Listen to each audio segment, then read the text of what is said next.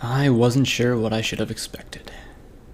We barged into the base unexpectedly, found our way down to the biggest secret the Manhattan Rangers have, and we're in the middle of explaining Sharpet's betrayal before the plan imploded. Apparently, the moment an outsider accuses an elder, it's game over and shock prod time. So off to the brig I went, while Longbow promised she would sort it out. That was an hour ago. I'd actually laid my head down to rest, finding the stiff bedding that they had a lot more comfortable than my mattress was at home. Carlotta and Sky were in the bunk above me, just waiting, the same as me, but they had since fallen asleep. Probably because of their bodies were actually tired, apart from mine which had just recovered from medically induced rest. All in all, I think it's a good thing that I can't fall asleep, seeing as I might see Pinky again. If I did, there would be no telling what I might do to her. I sighed and rolled over, bringing my pip-buck up to my muzzle. I bit down on the inventory fuse and yanked it out, placing it into administrative socket with a click. I tensed up and slipped into SATs, scrolling through the notes section. If I have time, I might as well see what I can dig up about the mirror pond. 42 is dead, no question about it, but the mirror pond is still something that must be found and destroyed. The note tab loaded up and displayed that there were only 237 pages of notes, and that the other 1,500 now read corrupted. Alarmed, I scrolled down to the audio log section, disheartened to find that there were only 4 of the project logs left uncorrupted, and the recording I found back in Whiny. I guess even with as tough as the pip-buck was, the data was the most fragile thing in it.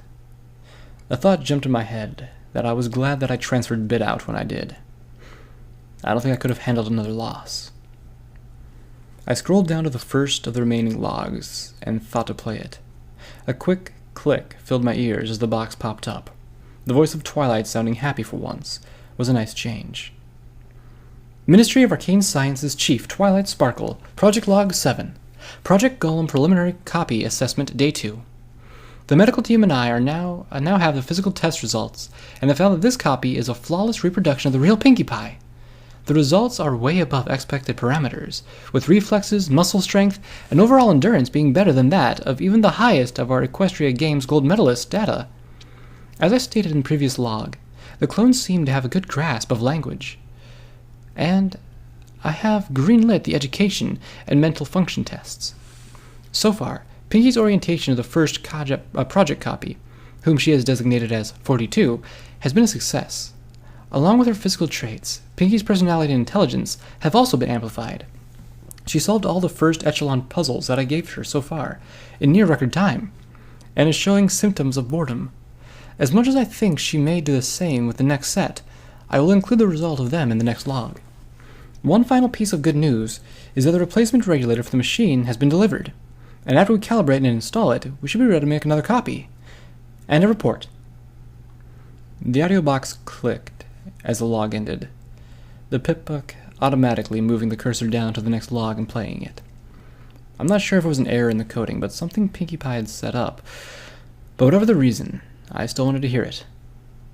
Ministry of Arcane Sciences, Chief Twilight Sparkle, Project Log 13, Project Golem Incident Report. 42's pranking behavior has escalated to physical injury, the result of which sent my personal assistant to the clinic with a broken nose this morning, and completely destroyed the break room.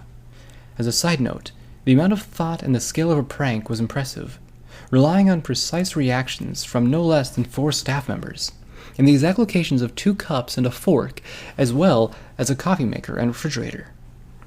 Pinky assures me that 42 doesn't have her level of Pinky sense, but after today's events, I'm not inclined to agree. It is possible that it could have just taken a longer time for them to emerge, or that it may have just appeared on its own due to its own weirdness. I have also informed the rest of the researchers that for the duration of 42's testing, she is to be locked inside of her isolation room. Unrelated to the injury of 42's prank, one of the electricians fell asleep while he was working and gave himself a shock when installing the regulator.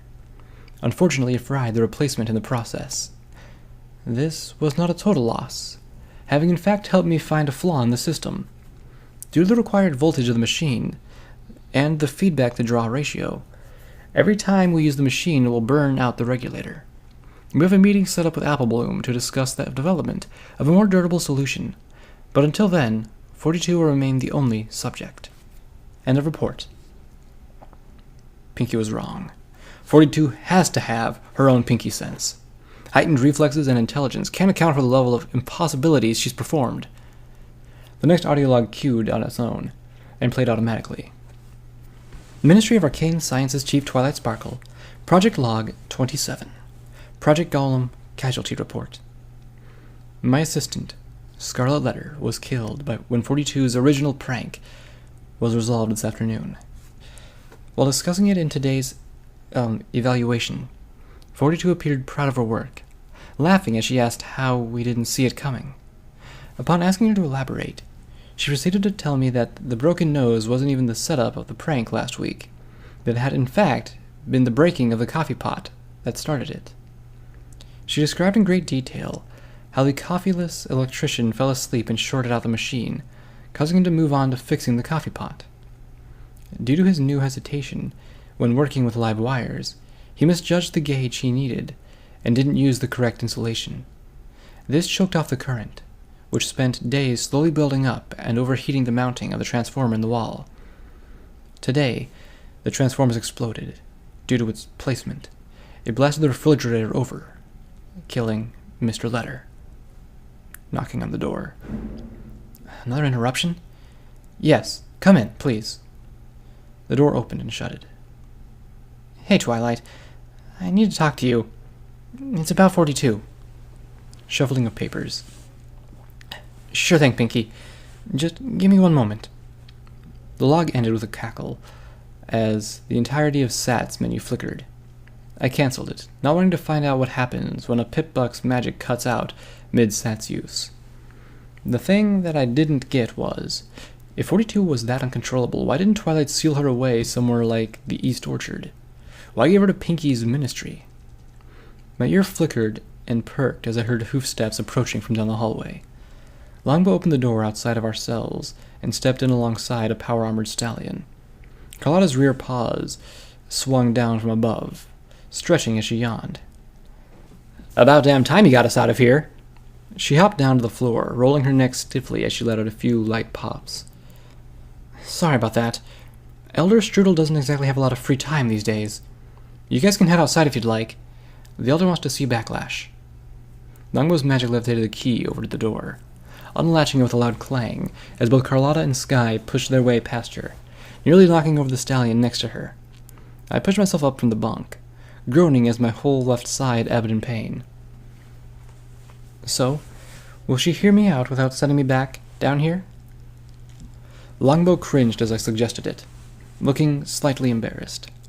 I knew it wasn't her fault, and that is just procedure, but I'm just tired of dealing with ponies like this.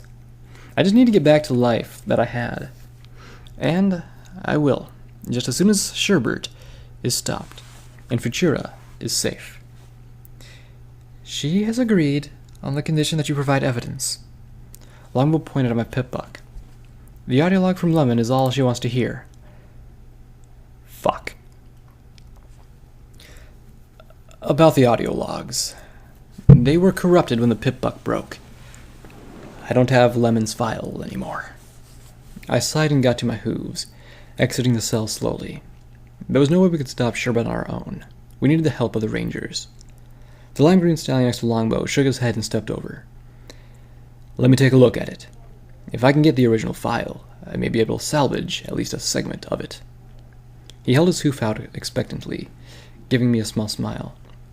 Both his expression and his words were genuine. I just wasn't sure why he wanted to help. Every Steel Ranger I've met, past Longbow and Brass, had been out for themselves. So what did he want from me? Don't worry, Backlash. Fruit Cup here will get it done. Longbow spoke up as she wrapped an armored hoof around him, pulling him close. Fruit Cup's pretty much been my only friend since we were paired together in training. I was sad when he got sent on deployment with my mother, but I knew he was in good hooves. She hoofed at his bristly neon red mohawk in a playful manner. I see. So you and her then? I asked. Not that he wasn't cute. He was a bit too happy. It's something I love to see when it's got a reason, but no pony in the wasteland is just this happy for no reason. Well, Pinkie Pie notwithstanding. I was relieved to see that my words brought a look of horror to his face. Me? Her?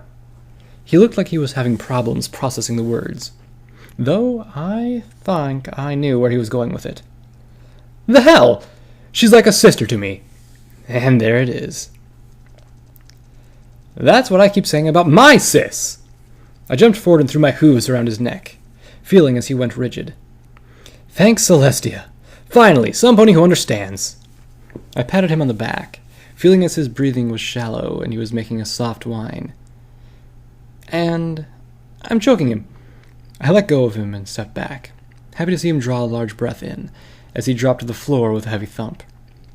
I felt as the straps around my pipbuck loosened. The whole unit glowed in Longbow's aura, as she pulled it from my leg and dropped it to the recovering fruit cup.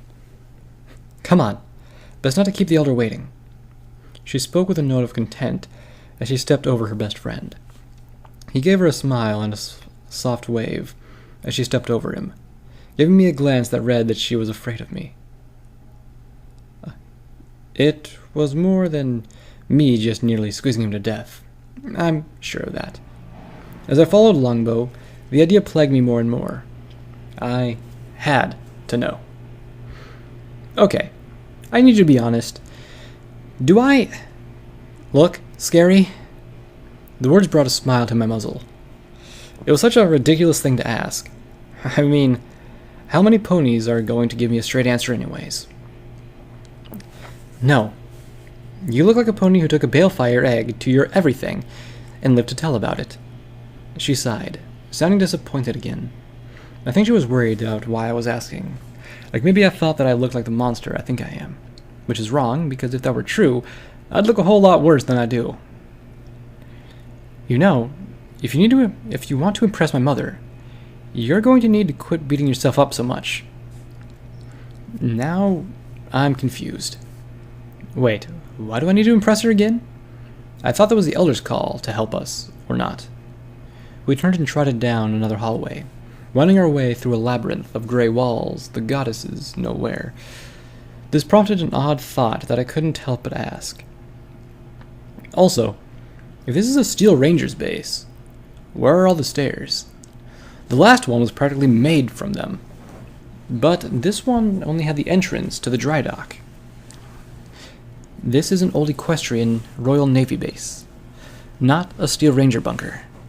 We just repurposed it, is all. She replied smartly, coming to a stop in front of a set of double doors. Trust me, you want to impress my mother. It will help if we ever want her to know that you are in love with me. She gave me a warm smile and let out a soft laugh as I blushed. Come on, we'll have time to talk later. The second she opened the door and we stepped in, I felt a sharp pain in the back of my head, darkness greeting me as I dropped to the floor. The warm breeze drifted through the trees above me as the sun beat down on my coat. The dirt under me warmed my body, while the grass tickled me awake. There wasn't a cloud in the sky as I rolled through my hooves, standing up and feeling dizzy for a moment. The sound of quickly beating hooves coming through the dirt behind me caught my attention. The gears in my head kicked up as I knew exactly what I needed to say to Pinkie. But before I could spin around, the most particular feeling hit me. My good eye started to sting. I spun around just in time to see a full-grown pink mare slam into me, sending me flying back against a large tree. She lifted me up and twisted her forehoof sideways against my neck, both pinning me in place and choking me. The half-melted smile 42 wore felt like it was pride itself, beaming her unerring confidence to me. So, nice to see you again, Backlash. So this is where you've been going with all the downtime on me. She looked around cautiously, probably on the lookout for Pinkie Pie.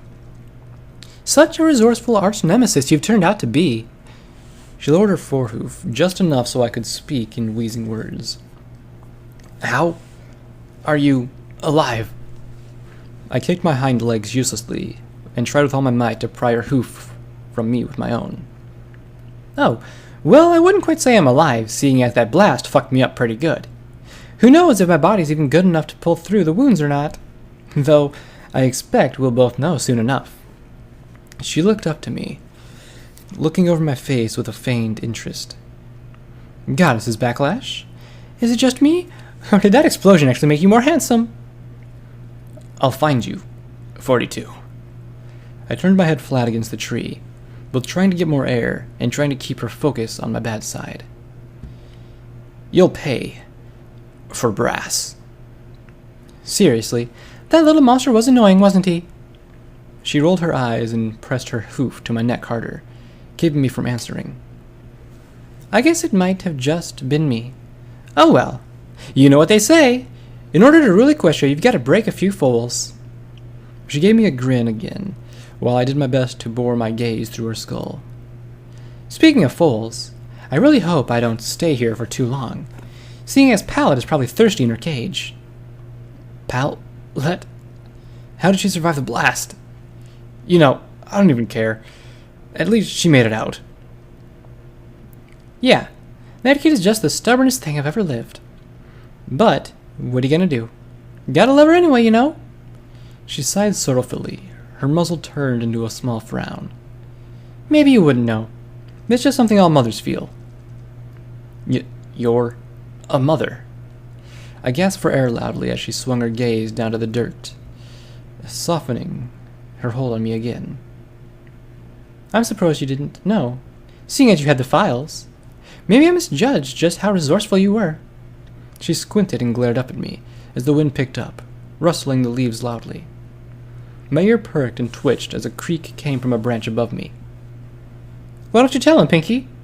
Tell him how after Twilight had me sedated for the tests, her assistant would sneak in and have some fun with me. He may have been a bad pony, but you didn't have to kill him. Pinky's voice came from above. She was being honest, but I could tell I was making everything she said had just to keep herself from flying into a rage. You aren't allowed here. Abominations don't get to be in the afterlife. Ah, are you going to just let her talk to you like that, Backlash? 42 giggled happily. Then, why don't we just take this little dispute outside? She spun and slid me from the tree, tossing me to the ground like I was nothing. I'll leave you my calling card when I get back. Come and see me sometime, Backlash. She reached her foreleg up, striking herself in the face with her own hoof and disappearing with a flash. I lay in the dirt as Pinky dropped from the tree, galloping over to me. It had all been for nothing. Peppermint, the pool, Brass's death. None of it mattered because she wasn't dead. I'm sorry, Backlash. I knew what was... I couldn't... I'm just so sorry. Pinky's words came from deep inside, conveying sadness, regret, anger, and shame. Please don't hate me. I didn't mean for anything to end up this way. I don't hate you, Pinky, as much as I want to blame you for everything. It's all on me. I finally regained my breathing, pushing myself up with a grunt. And, as much as I would like to continue talking with you, I have to get back to the real world and go murder the hell out of 42. So, would you kindly send me back? She gave a small nod before springing herself into the air, dropping down onto me like she always had, sending me back across to the void, where I could actually do some real good. I let out another gasp as I came to on the floor, my head pounding as some pony was drabbing it with a cloth. My eye opened, looking up to see a yellow mane with a striking silver mane in spell monocles, being restrained a few feet from me. My eyes focused on the gray blotch of her cutie mark as my vision cleared, the shape of a silver paperclip coming into clarity and making my heart sink.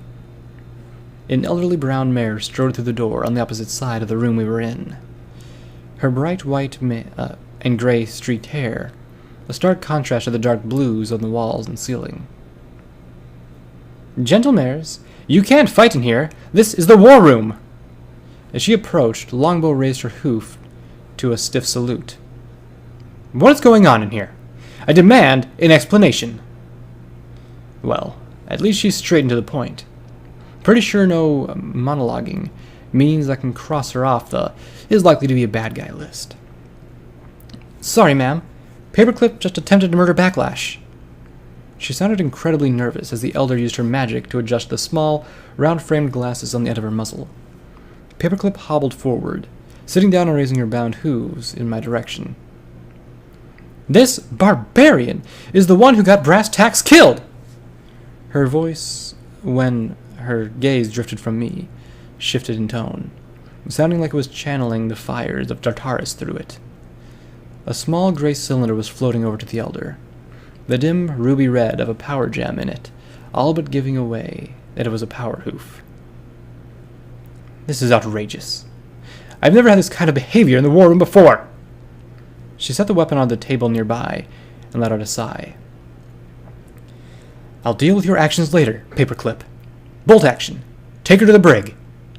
She nodded to a hulking stallion in power armor, watching as he hoisted her up onto his back and took her away. The towel floating above me lifted away before a sharp prick of something won out over my splitting headache. I tried to shift myself, instead finding that I couldn't move at all. Quit moving, or I'll mess this up and have to start all over again. The voice coming from above me was that of an extremely effeminate stallion.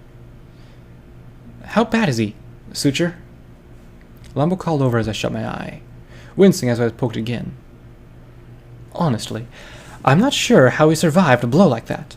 Most ponies would have been dead, but he must have an extremely thick head. Though, I could have used a heads up about his blood. His words made the throbbing in my head worse, only up until I felt my skin crawl up on my head. I let out a whine as it burned. Oh, suck it up. You're fine. Yeah, sorry about that. It slipped my mind. Backlash does have quite the endurance and, is able to take a lot of punishment. I opened my eye to see her turn to face the elder. Ma'am, Fruitcup is extracting the audio file for you.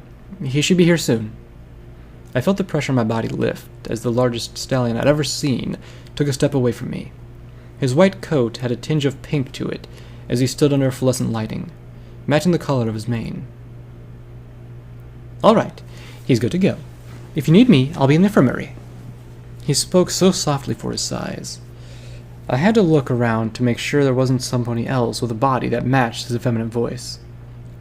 As he trotted over to pass the elder, he planted a quick kiss on her cheek. The gears in my head kicked on, telling me that with a palate like that, he was probably her son. My head pounded as I got to my hooves, wobbly and standing up as the elder looked me over. So, you tells me that you can prove Elder Sherbert is a traitor to the Steel Rangers. Tell me this. If this were true, why would you help us? Other than the safety of the wastelands, what are you getting in return? No pony does anything here for the greater good anymore. She studied me with a look that I knew all too well, as if it was something I'd seen every time I looked into the mirror. She was looking for clues of if I would lie. Revenge, retribution, redemption, take your pick. It's my fault she could even start this, so it's my job to end it. I put my hoof to my muzzle and rubbed it. So, I guess you could say it's none of those things. It's my responsibility. Nothing more. I see. And is there any other evidence of her misconduct other than the audio file? She sat down, looking satisfied enough with my answer, though her expression told me she was relieved that I had told her the truth at all. I cannot act unless I have some solid proof that she is deliberately hiding things from the strange rangers. Strudel turned her head as Longbow gasped and looked at me with a bright smile. Brass can prove it! She trotted over to her terminal on the wall, her magic wildly tapping keys even faster than Brass had been able to. After only a moment, a loud whine of a printer chirped to life as a single sheet of paper was expelled. She ripped it from the machine and floated it over. When they were there, Brass had to sign out their equipment from the lockup. Why would Sherbert overlook a MIA name being used to sign out gear from her armory? I fucking love you! I galloped over to Longbow and put my hooves on the side of her head, pulling up and giving her a quick kiss. Sherbert had ignored him and demeaned him, and it made me feel so good that it was him who finally got to bite her in the ass for once. Longbow pushed me off of her as her face flushed a rosy red, my eye catching an unamused look from the elder staring at me. "Oh, I'm sorry about that." I smiled nervously and took a step back, bumping into a pony who I hadn't been there a moment ago. A robed stallion pushed past me, trotting up to the elder and hoofing back his hood. "Sorry to bother you, Elder, but our mainframe is picking up a distress code from the southwest quadrant. It's listed as a Celestia tier emergency, and is coded that we're under attack." He hoofed a sheet of paper from his robe, setting it in front of her. She lifted her head up to use her glasses, mouthing the words as she read them, just enough that I could read her lips. "Emergency distress. Condition 2 lockdown effective. High casualties. Send reinforcements." As she continued to read, my eye twinged, flaring the pain in my head. "No, Celestia, please. Don't let it be her. If you love all that is good in this world, you will make sure..." Enemy is a single combatant. Species, Earth Pony. Gender, mare. Palette, pink on pink. No. My hooves gave out from under me, my meaty plop onto the floor, catching Lombow's attention as I felt lightheaded again. She came over to me, lowering herself down and brushing a bit of my mangled mane from my face. "It's 42. She's still alive." "But she couldn't have made it out. You barely made it out." I could hear as the hope in her voice faded, her legs giving out as well. She leaned her head forward and pressed against mine. "It's fine. It will all be fine. We have the Steel Rangers behind us now. We can take her on." I don't even care that she was forcing the words, or that her voice told me she truly didn't believe that it would make a difference. I have to latch onto something to keep from breaking down again, and this would have to do it. "You're right. With the might of them behind us, there's nothing we can't do." I smiled up to her, running my hoof down her cheek. The calm between us was shattered with a loud wail of multiple alarms going off, the room instantly becoming a flurry of activity. Longbow and I both jumped to our hooves to avoid the rush of busy ponies, crowding around the table in the center of the room to stay out of their way. The elder seemed the most calm of every pony, striding over to a radio position and ushering the road pony who had been at it away. "Casserole, status report." She hoofed a few toggles on the board in front of her, rousing a crackle from a set of speakers placed on the wall. "Is it the same enemy from Delta Base?" "One Arcanotech enemy. Unknown configuration. 500 meters out from my position and closing." His voice came through with the muffled tones of someone whispering. "Anti-machine rifle at the ready. What are your orders, ma'am?" Longbow's ears perked up and jumped for the radio console before I could even register what happened. She slammed her hooves on the call button. "How many legs does it have?" She practically screamed out before Elder Strudel knocked her away from the console. The Elder's horn flashed, and a pair of magical monocles appeared around Longbow's hooves. "If it has 2 legs, it's friendly!" Longbow shouted up from the floor, using her magic to tug at the cuffs. Strudel was about to speak when the answer came back from the speakers. "Enemy is bipedal. It is close to 400 meters. Do I have permission to engage the target?" His voice came back, now more worried. "It has to be Edie, though. I've never seen any other old-world machine walk on 2 legs." "Elder, I need an order." Strudel stood for a moment before she hoofed down the button and let out a sigh. "Hold your action. Maintain visual contact and continue reporting in." She grumbled through the microphone. "Roger Wilco." Was all that came through before she hoofed the toggles back to their original positions. She turned and undid the bindings from Longbow. "I want an explanation from you. Now!" You see, ma'am..." That was as far as she got before the elder gave her a look that could have possibly scared Carlotta into shaping up. "No. Him. I've heard enough from you, Paladin." Strudel's words made Longbow go stiff.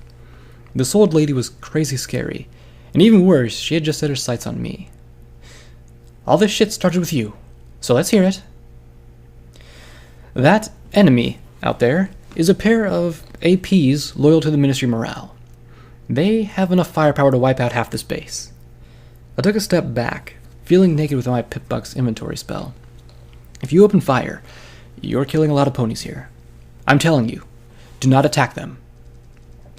You aren't helping your case. My duty is to defend this base against any and all who would seek to destroy it. She looked over at me with a sneer. You may be correct about Sherbert, but this is my base and my family. You don't get a say in it. Actually, he does. The overly proud voice of Maple Syrup spoke up from behind me, practically making the whole room turn as he strode through the doorway with Fruit Cup in tow. Seriously, even the way he walked in, he was flaunting himself off as high class. And here I was thinking that all the Priss ponies lived in Tenpony. Go on, Cup. Tell him what you found. Star Paladin Syrup.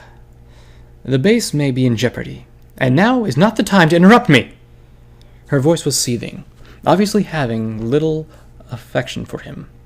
This type of behavior may have been excused by your father, but I will not tolerate it. Ma'am, this is relevant. Fruitcup took a step forward, covering down when Strudel gave him her murderous gaze. He is, that is to say, he could hardly form the words under so much pressure. The head of the MOM. The elder face-hoofed and shook her head slowly. We know all the heirs currently living in the wasteland, and outside of some of them could be in stables. It's not very likely. Besides, all the MOM chiefs, our relatives, are accounted for in New Pegasus. Her voice dropped as she spoke. Her agitation with everything had probably given her the same headache I have. The pony at the radio set his headset down with a click, hooving at the switch on the board. Ma'am? It was the now normal volumed, yet frightened voice of a stallion from before. The machine has approached my position. It has refused to leave until it speaks to some pony named Backlash. All the eyes in the room turned to focus on me, as I couldn't help but smile. She says he's inside the base, and that she wants to see him. Please advise. ASAP?